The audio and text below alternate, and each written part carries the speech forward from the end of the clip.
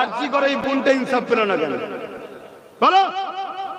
একদম তো এটা কোনো খপ্ত নয়, দিনের থেকেও সত্য।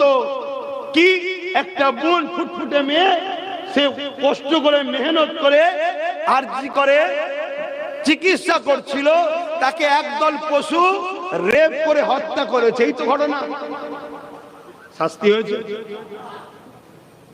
লাস্টে দেখাচ্ছে কি একটা রুগা পাটকা সিভিক ভলেন্টিয়ার, সে নাকি একা করেছে। আমার তো মনে হয় বোন যদি একটা উল্টো হাতে চড় মারেও 3 দিন বেহুশে পড়ে থাকবে। শুনছেন না শোনেন না? তাহলে কি রকম নাটক চলছে বুঝতে পেরেছো? হ্যাঁ, আমি তো কথা কম বলি, কেন আমি কথা বললে মূল জায়গায় কথা বলে ফেলি। এই আরজি করলে যা নাটক হয়েছে সব ফেক। আরজি করের মূল মাস্টার মাইন্ড কারা, তাদের বিষয়ে কোনো চর্চাই হয়নি, কোনো চর্চা হয়নি। কথা বুঝে আসছে? মূল যারা মাস্টার মাইন্ড তাদের বিরুদ্ধে কোনো চর্চা হয়নি। কারা? ওই এলাকায় যে 2জন মন্ত্রীর ছেলে দাদাগিরি দেয়, খোঁজলাও তারা।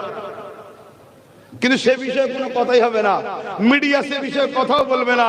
কেন? ঘটনা শেষ, মিডিয়ার অফিসের টাকা এসে যাবে। চ্যানেলটা বন্ধ করতে চাস, এই টাকাটা হলে চ্যানেলও চলবে, বেশি কথা বলবেন। যে স্যার শুনছেন না শোনেন না? কিন্তু ইসলামের পক্ষে যারা থাকে তারা ওই সব টাকা দিয়েও কিনা যায় না, কারো হুমকি কারো চুমকি দিয়ে তাদেরকে রুখা যায় না। তার একটা নমুনা হলো আব্বাস সিদ্দিকী।